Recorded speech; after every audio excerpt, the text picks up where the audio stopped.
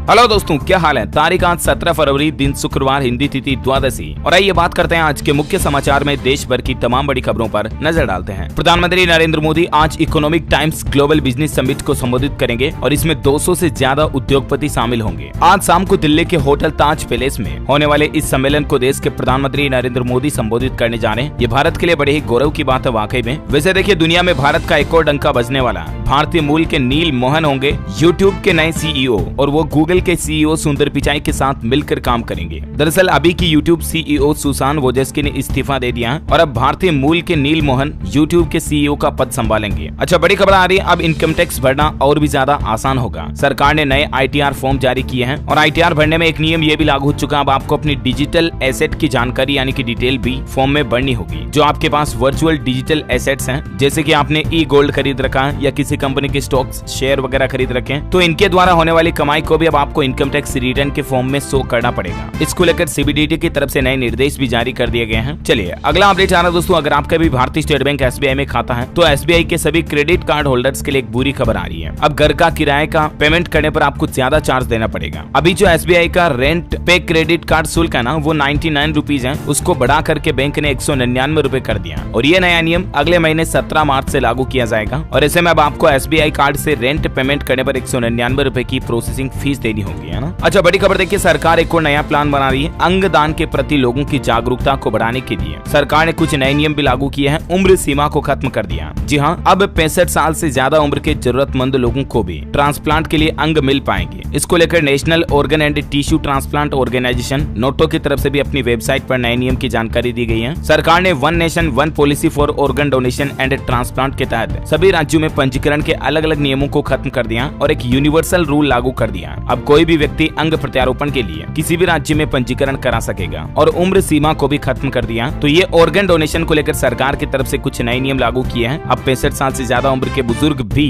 इस पहल में अपना पंजीकरण करा पाएंगे। और इसके अलावा अब मूल निवास प्रमाण पत्र वगैरह भी जरूरी नहीं होगा। वैसे देश के स्वास्थ्य मंत्री मनसुख मांडविया की तरफ से एक डेटा शेयर किया गया कि सरकार की निःशुल्क टेलीमेडिसिन सेवा का लाभ उठाने वाले लोगों की संख्या देश में 10 करोड़ से ज्यादा हुई। अच्छा, वहीं बड़ी खबर आ रही है, रक्षा उत्पादन से जुड़ी भारतीय कंपनियों के लिए बड़ी खुशखबरी है। सरकार ने रक्षा पूंजीगत व्यय का 75% घरेलू कंपनी से खरीदा। यानी कि हमारे डिफेंस सेक्टर में लगभग 75% चीजें जो है ना, वो इंडिया की, मेड इन इंडिया की खरीदी गई। सेना के हथियार, सेना की चीजें, ये मतलब 25% ही बाहर से इम्पोर्ट किया, बाकी 75% भारत की घरेलू कंपनियों को ही फायदा मिला, है ना। अच्छा, पासपोर्ट को लेकर भी दोस्तों एक नया नियम लागू होने जा रहा है। अब महज 5 दिन में आपके पासपोर्ट का वेरिफिकेशन यानी कि सत्यापन हो जाएगा। गृह मंत्री अमित शाह बोले कि आप मोबाइल से ही वेरिफिकेशन करा पाएंगे। दरअसल कल ही दिल्ली पुलिस के स्थापना दिवस के मौके पर गृह मंत्री अमित शाह ने दिल्ली वासियों को बड़ा तोहफा दिया। अब दिल्ली में पासपोर्ट वेरिफिकेशन बिल्कुल ऑटोमेटिक होगा पूरी तरह से, और 15 नहीं बल्कि केवल 5 दिन लगेंगे। अच्छा, वहीं देखिए, दुनिया भर में भारतीय UPI की भी धाक देखी जा रही है और अब तो अंग्रेज भी यानी कि फॉरेनर्स भी अब परचून की दुकान पर भी UPI के जरिए पेमेंट कर पाएंगे। दरअसल भारत में NRI को भी UPI फैसिलिटी देने के लिए RBI ये नया खाका तैयार कर रहा है। अच्छा, वहीं देखिए दोस्तों, सुनहरे हिंदुस्तान के लिए एक और बड़ी अच्छी खबर आई है। अमेरिकी अरबपति ने भी माना भारतीय अर्थव्यवस्था का लोहा और कहा कि पूरी दुनिया देखेगी भारत की ग्रोथ की तूफानी रफ्तार। जी हाँ दोस्तों, दरअसल अमेरिका के सबसे अमीर व्यक्तियों में से एक का यह कहना है कि पूरी दुनिया में भारत की ग्रोथ सबसे तेज होगी। ये एक अमेरिकी इन्वेस्टर है, इनका नाम है रे डेलियो, और इन्होंने ही ये दावा किया है कि भारत कुछ वर्षों में दुनिया के सबसे तेज विकास करने वाले देशों में होगा। अच्छा, वहीं देखिए बड़ी खबर, कुबेरेश्वर धाम पहुंचे लाखों लोग, धक्का मुक्की से कईयों की हालत बिगड़ी और इसमें एक महिला समेत 2 लोगों की जान जाने की भी खबर है। अब हालात सुधरने तक नहीं बांटे जाएंगे रुद्राक्ष भी। मध्य प्रदेश के सीहोर में कथावाचक पंडित प्रदीप मिश्रा के सीहोर स्थित कुबेरेश्वर धाम में रुद्राक्ष महोत्सव के दिन भारी भीड़ के चलते हालात काफी बेकाबू हो गए। कई बार भगदड़ जैसी स्थितियां बन गई और पंडित प्रदीप मिश्रा बोले कि रुद्राक्ष के लालच में यहाँ न आए। वैसे एक ऐसी ही घटना बागेश्वर धाम की परिक्रमा में भी देखने को मिली। देखिए, एक पति अपनी पत्नी को इलाज के लिए लाता है और पति बोला कि पंडित धीरेन्द्र कृष्ण शास्त्री के पास आने के बाद लगा कि थोड़ी तबीयत ठीक हुई, लेकिन फिर तबीयत बिगड़ी और अचानक से इस महिला की जान चली गई। किडनी की समस्या से पीड़ित थी ये महिला। दोस्तों प्लीज मेरी आपसे रिक्वेस्ट है कि अगर कोई मेडिकल डिजीज है तो हॉस्पिटल लेकर जाएं, डॉक्टर को चेकअप करवाएं। इस तरह की आस्थाओं के पीछे आप जान खोने का रिस्क ना लें। हाँ ठीक है, आस्था एक हद तक ठीक है दोस्तों, लेकिन अगर शरीर में किसी तरह की कोई बीमारी है तो बेहतर होगा कि आप मेडिकल हेल्थ फैसिलिटीज का इस्तेमाल करें। अच्छा, अगला अपडेट देखिए दोस्तों, राम सेतु को राष्ट्रीय विरासत स्मारक घोषित करने की मांग वाली जनहित याचिका पर सुप्रीम कोर्ट सुनवाई करेगा और विचार करेगा। सुप्रीम कोर्ट में इस तरह की एक जनहित याचिका लगाई गई है जो भारत श्रीलंका के बीच राम सेतु बना हुआ उसको राष्ट्रीय विरासत स्मारक घोषित किया जाए। देखते हैं सर्वोच्च न्यायालय की तरफ से इस पर क्या फैसला था। जो भी अपडेट आएगा मैं आपको बता दूंगा। बड़ी खबर देखिए, झारखंड में व्यापारियों का अनिश्चितकालीन बंद अभी भी जारी है। कृषि विधेयक वापस होने तक जारी रहेगा आंदोलन, ये कहना है चेंबर ऑफ कॉमर्स का।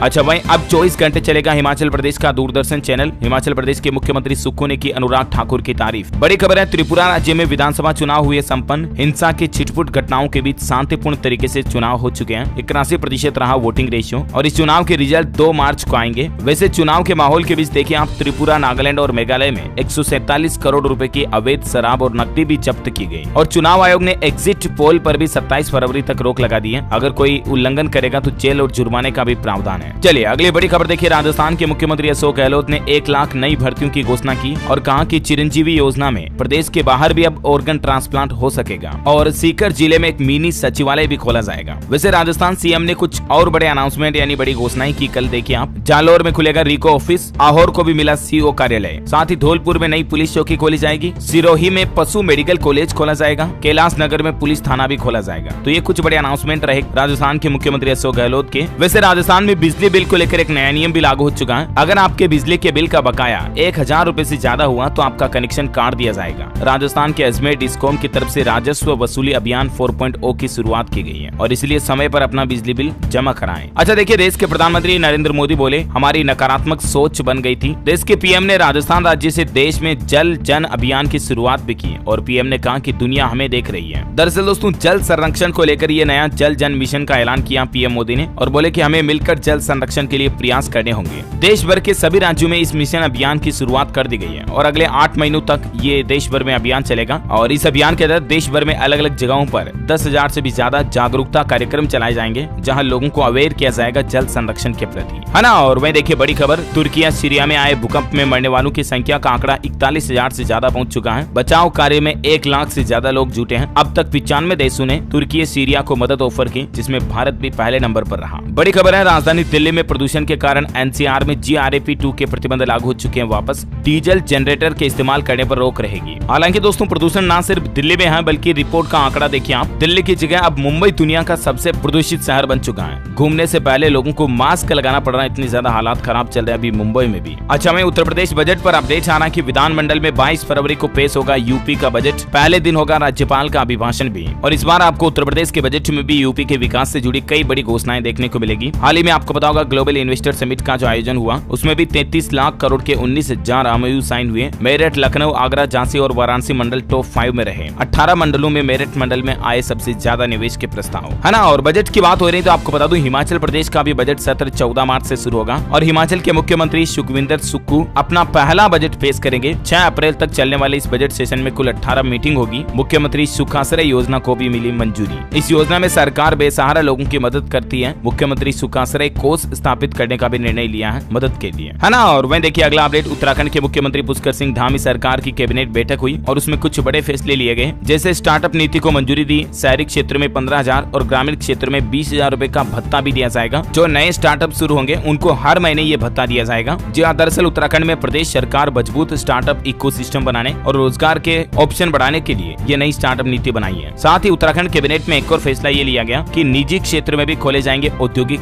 स्थान। मैदानी क्षेत्र में 30 एकड़ जमीन जरूरी होगी। चलिए अगली बड़ी खबर है दोस्तों, हरियाणा के बिजली उपभोक्ताओं को मनोहर सरकार ने बड़ी राहत दी है। नहीं बढ़ाई गई बिजली की दरें। हरियाणा के मुख्यमंत्री मनोहर लाल बोले कि कृषि क्षेत्र को मिल रही सब्सिडी भी जारी रहेगी और साथ ही सरकार की ओर से बिजली की दरों में कोई बढ़ोतरी नहीं करने का फैसला किया गया। वैसे आपको बता दूं, हरियाणा में भी 23 फरवरी को बजट पेश होगा। बिजनेस एडवाइजरी कमेटी ने इस पर मुहर लगा दी है। दूसरे चरण की डेट बदली, 17 मार्च से शुरू होगा हरियाणा बजट का दूसरा चरण। साथ ही हरियाणा के अस्पतालों में ड्रेस कोड लागू किया ना हाल ही में, इस बात को लेकर भी विरोध किया जा रहा। सीनियर नर्सिंग ऑफिसर बोले कि पिंक पसंद नहीं, फॉर्मल ड्रेस संग एप्रन विद नेम प्लेट लागू करें। आपको बताया था ना मैंने कि हाल ही में हरियाणा के गृह मंत्री अनिल विज की तरफ से नए ड्रेस कोड को लेकर नियम लागू किया था, जिसमें मतलब हरियाणा राज्य में जो अस्पतालों में स्टाफ होते हैं ना, नर्सेज, डॉक्टर वगैरह, उनके लिए जींस, टी शर्ट, प्लाजो, गहने वगैरह, मेकअप वगैरह पहने, इन पर रोक रहेगी। तो इस नियम को लेकर अब विरोध भी किया जा रहा है। और साथ ही हरियाणा में देखिए स्टूडेंट्स को 25 मार्च से मिलेंगी किताबें। 48 करोड़ मंजूर किए हैं सरकार ने इसके लिए। वितरण के लिए शिक्षा विभाग का जिला वाइज शेड्यूल भी जारी हुआ। वैसे हरियाणा की बात हो रही है तो एक और अपडेट देख लीजिए आप कि नेशनल स्टेट हाईवे पर अब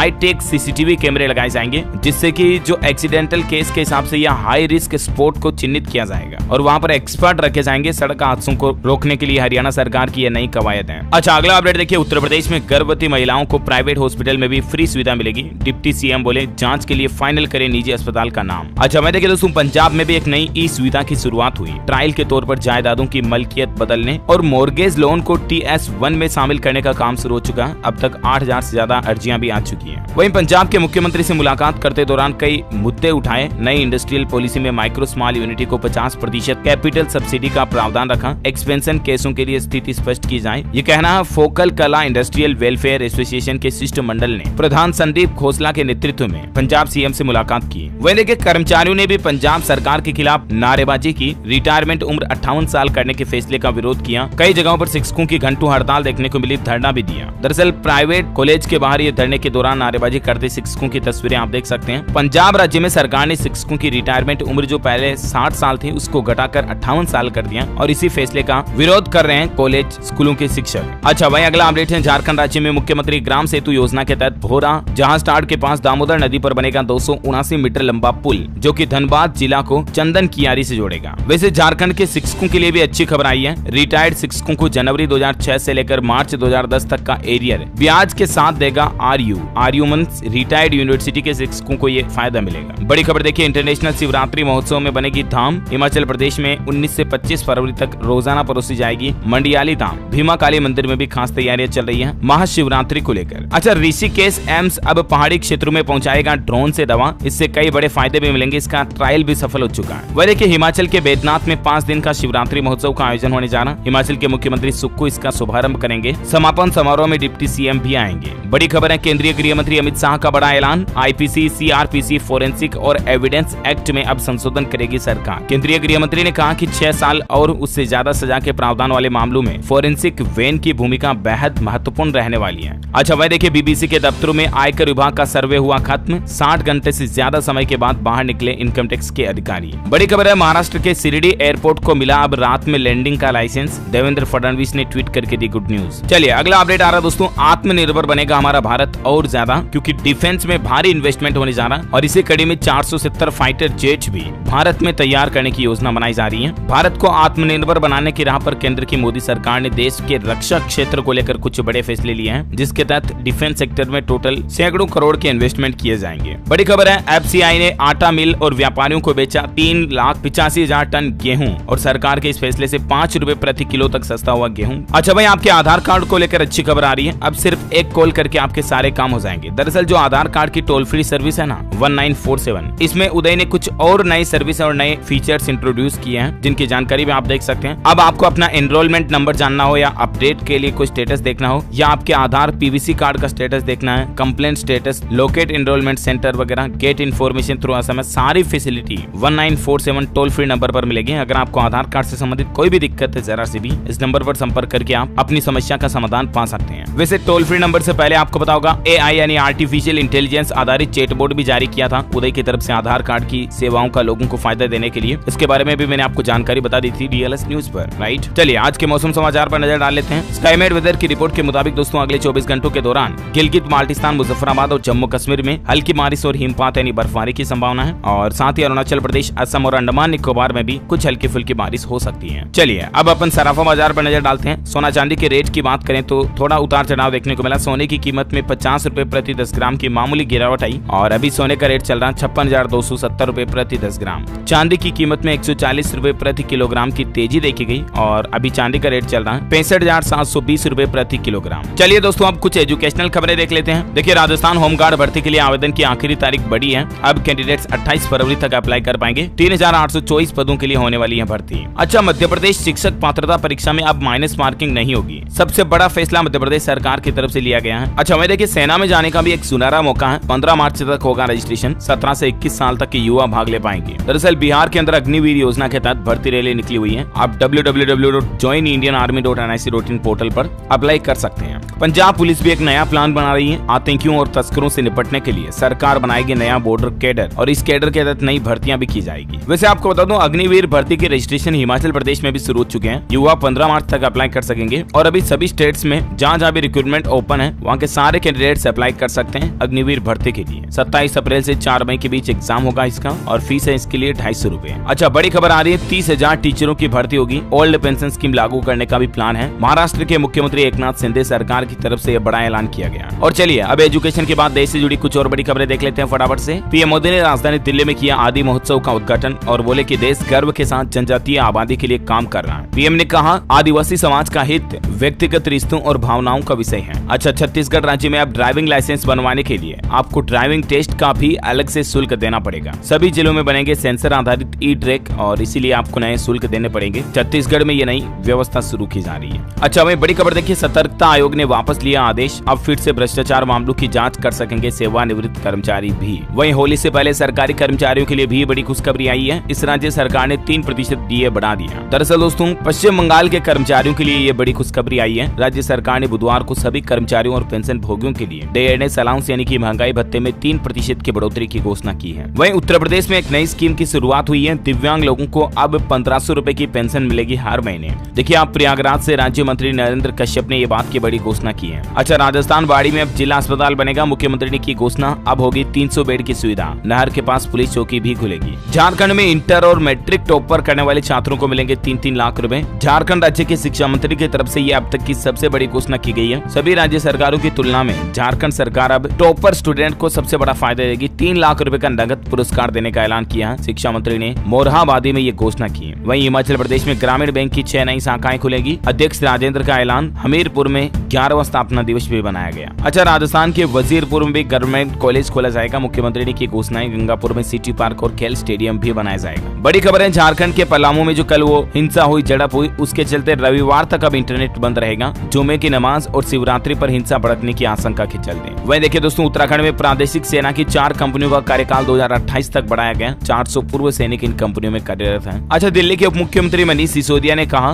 दिल्ली विश्वविद्यालय से स्थायी शिक्षक की नियुक्ति के लिए इंटरव्यू यानी कि साक्षात्कार रद्द किए जाएंगे। अच्छा, उत्तर प्रदेश के करोड़ों लोगों के लिए बड़ी खुशखबरी आई। कोरोना काल में ली गई स्कूल फीस का 15% वापस होगा। योगी सरकार ने जारी किया आदेश। उत्तराखंड राज्य के युवाओं के लिए अच्छी खबर है। विदेशों में आकर्षक नौकरियां दिलाएगी सरकार और इसके लिए युवाओं को स्पेशल ट्रेनिंग भी दी जाएगी। वहीं टेक्नोलॉजी से खबर देखिए दोस्तों, टेस्ला कंपनी इस तरह की इलेक्ट्रिक वाहनों के लिए सुपर चार्जर टेक्नोलॉजी लाने जा रही है, जिसमें आप अपने मोबाइल ऐप की मदद से अपने नजदीकी चार्जिंग पॉइंट भी ढूंढ पाएंगे। वहीं देखिए, उत्तर प्रदेश को मिलेंगे 2 और लिंक एक्सप्रेस वे भी। राज्य सरकार बजट में इस तरह की भी घोषणा कर सकती है यूपी बजट में। अच्छा दोस्तों, कोटक महिंद्रा बैंक की तरफ से भी लोन की MCLR में बढ़ोतरी कर दी गई है और अब कोटक बैंक से कार लोन, होम लोन लिया हुआ महंगा होगा। दरअसल 0.05% तक की बढ़ोतरी की है और अभी नई रेट क्या होगी जानकारी आप देख सकते हैं स्क्रीन पर। अच्छा, मैं देखिए, श्रीलंका देश में भी अब हाथियों को बचाने के लिए सिंगल यूज प्लास्टिक पर पूरी तरह से बैन लगा दिया। इसके पीछे वजह है कि कई सारे जंगली जीव, हाथी, हिरण वगैरह की प्लास्टिक के चलते मौत हो जाती है और इसीलिए श्रीलंका सरकार ने वन्य जीव संरक्षण को देखते हुए सिंगल यूज प्लास्टिक पर पूरी तरह से प्रतिबंध लगा दिया। अच्छा, पाकिस्तान में महंगाई का रिकॉर्ड टूट गया। पेट्रोल 272 रुपए प्रति लीटर पहुंच चुका है। पिछले 1 महीने में पेट्रोल की कीमत 58 रुपए और डीजल 53 रुपए महंगा हुआ।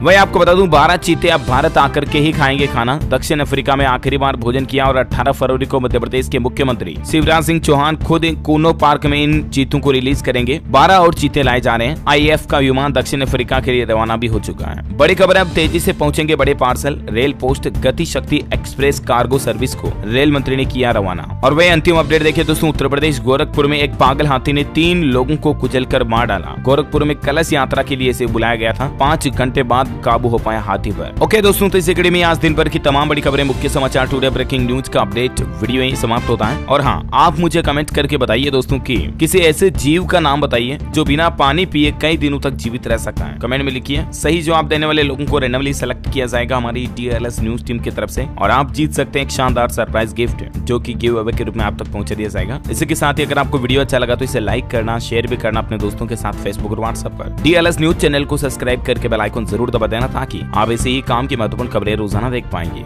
जय हिंद, जय भारत, वंदे मातरम।